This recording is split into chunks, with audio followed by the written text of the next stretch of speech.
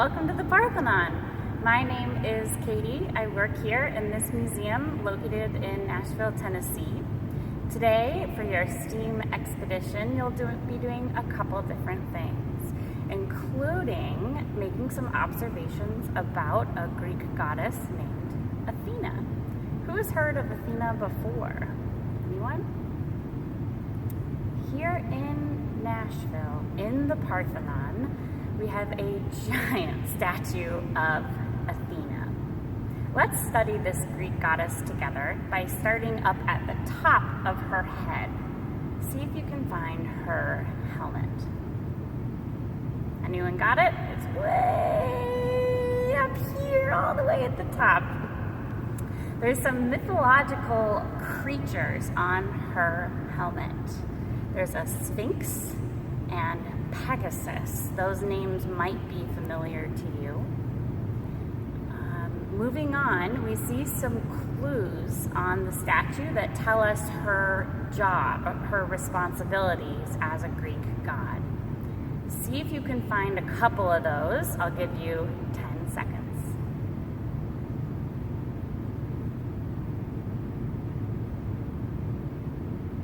All right, time's up. Did anybody find a spear? There's a spear over her right shoulder, just kind of on the side of her body, over this way.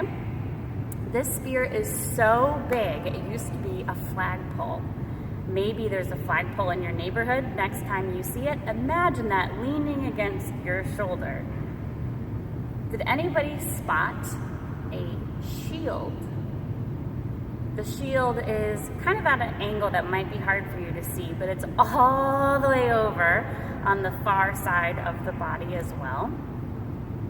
And we already mentioned her helmet. The helmet, the shield, and the spear are all clues that tell us Athena was the goddess of war. Not just any war, but strategic war and strategic battle. She's also the goddess of wisdom. If you have extraordinary eyesight, you might see that there is an owl in her earrings. You might just have to look when you come in person. Owls are a symbol of wisdom, so that's a clue that Athena is a very wise Greek goddess.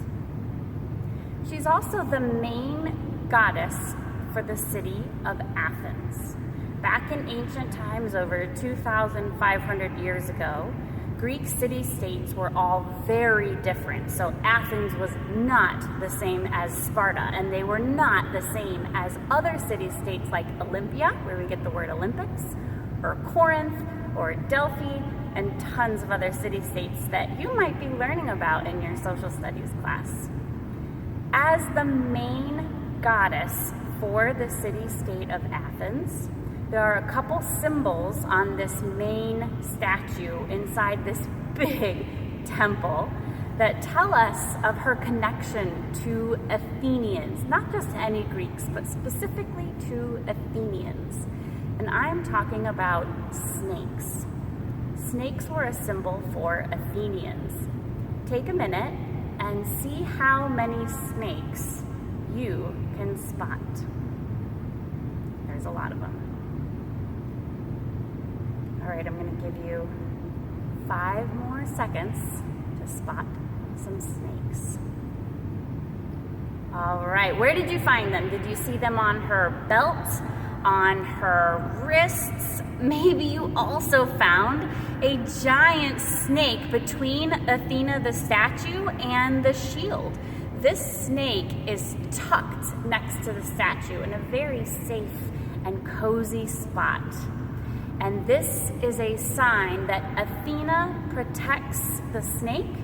She protects the people of Athens. In very early Greek, or very early Athenian mythology, an early king was thought to be part human, part snake. And ever since then, snakes were a special symbol for the city of Athens. So having a big giant snake representing all the people in the city-state and having it next to the statue of Athena plus all the other snakes on her belt, on her wrists, were all clues that she was the main god protecting the people and the city-state of Athens. There's one more huge symbol on the statue. This one is on her hand. Does anyone recognize the small, tiny little 6'4" statue that Athena is holding? This word is a word I bet you have heard before. This is a statue of Nike. You might know Nike as your shoe brand or your favorite soccer shoe, or maybe an ad that you've seen on TV for the sports brand today. But if you were in ancient Greek, you would say Nike, and that word means victory. So Athena is also the goddess of victory. And this is just another symbol of the many different jobs and responsibilities that this one Greek goddess had for one city-state over 2,000 years ago. Let us know if you have any questions about Athena. We'll be looking at other Greek gods and studying Athena a little bit more in just a second.